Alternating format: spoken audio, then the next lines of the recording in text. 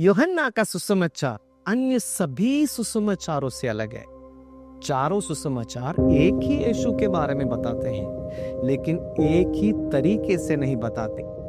तो good daily में आपका स्वागत है। आज हम देखेंगे यूहन्ना क्यों अलग शुरुआत करता है, वो यीशु के बारे में हमें क्या समझाना चाहता है, और यूहन्ना की पहली अध्याय कैसे हमारे विश्वास और समझ को नया रूप देता है।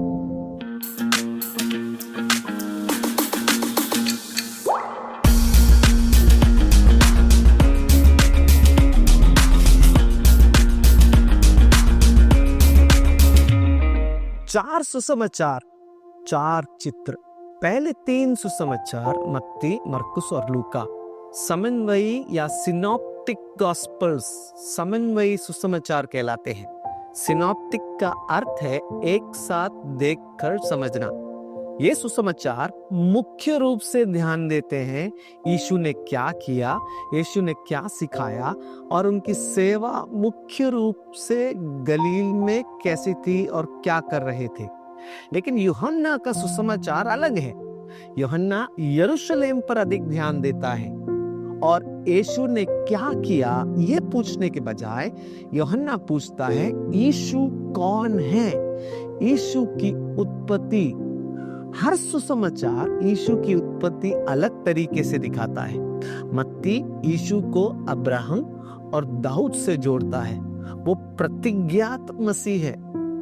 मरकुस यीशु को नासरत से दिखाता है, वो सेवक है। लूका यीशु को आदम तक लेके जाता है, वो पूर्ण मनुष्य है। लेकिन यूहन्ना यीशु को स्वर्ग से दिखाता है, समय से पहले, सृष्टि से भी पहले।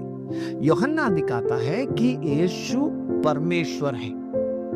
यूहन्ना वंशावली से शुरू नहीं करता, बाल्यकाल से भी नहीं, बैतलहम से भी शुरुआत नहीं करता।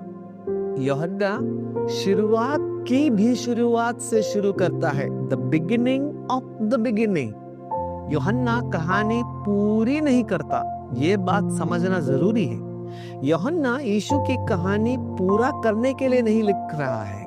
यूहन्ना स्वयं कहता है यदि यीशु के सब काम लिखे जाएं तो संसार भी उन पुस्तकों को समा ना सके। यीशु की कहानी असीम है।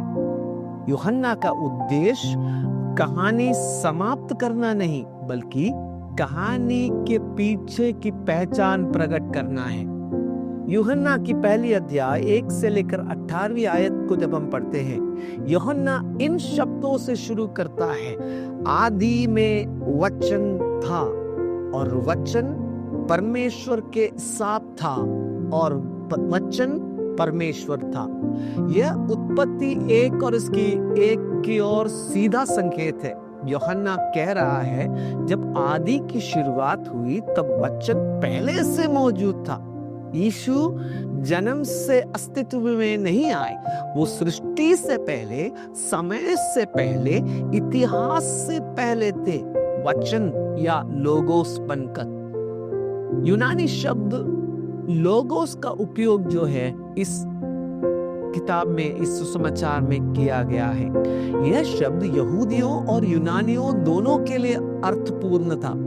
यहूदियों के लिए परमेश्वर का वचन सिर्फ बोलना नहीं था, वचन परमेश्वर की क्रिया था, the action of God। वचन परमेश्वर स्वयं था जो कार्य कर रहा था। यूनानियों के लिए लोगोस अराजकता में व्यवस्था लाने वाला सिद्धांत था, ब्रह्मांड के पीछे की तर्क संगत शक्ति। यूहन्ना कहता है तुम सदियों से वचन के बारे में सोचते आए हो, अब मैं तुम्हें बताता हूं कि वह वचन कौन है। Who is that word? उत्पत्ति से यूहन्ना तक अगर हम देखें, परमेश्वर वचन के द्वारा सृष्टि करता है, वही वचन सृष्टि में प्रवेश करता है। जिस वचन ने कहा उजियाला हो, वही वचन अब कहता है मेरे पीछे हो ले, फॉलो मी। उत्पत्ति में वचन आदेश देता है, सृष्टि प्रत्युत्तर देती है। यूहन्ना में वचन निमंत्रण देता है, इट इज एन इनविटेशन, और मनुष्य को निर्णय लेना होता है। यूहन्ना 1 अध्याय उसकी 12वीं आयत जब हम पढ़ेंगे, वहां पर इस प्रकार लिखा गया है, जितनों ने उसे ग्रहण किया उसने उन्हें परमेश्वर की संतान होने का अधिकार दिया। अब वचन केवल आज्ञाकारिता नहीं, संबंध चाहता है। It's asking for relationship. यूहन्ना बपतिस्मा देने वाले की गवाही आइए हम देखें। अब यूहन्ना बपतिस्मा देने वाला गवाह के रूप में आता है। पहले वो अपने बारे में कहता है, मैं मसीह नहीं हूं, मैं एलिया नहीं हूं, मैं वो भविष्यवक्ता नहीं हूं। फिर वो यीशु के बारे में कहता है, देखो परमेश्वर का मेमना, behold the lamb of God, जो संसार का पाप उठा ले जाता है, जिस पर आत्मा ठहरती है, जो पवित्र आत्मा से बपतिस्मा देता है। यूहन्ना की गवाही लोगों को यीशु तक लाती है।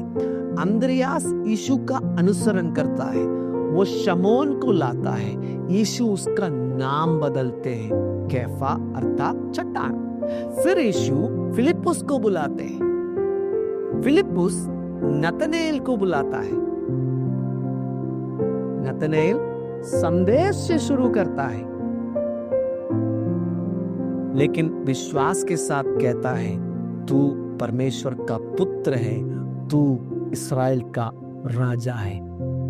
यीशु कहते हैं, तू इससे भी बड़ी बातें देखेगा।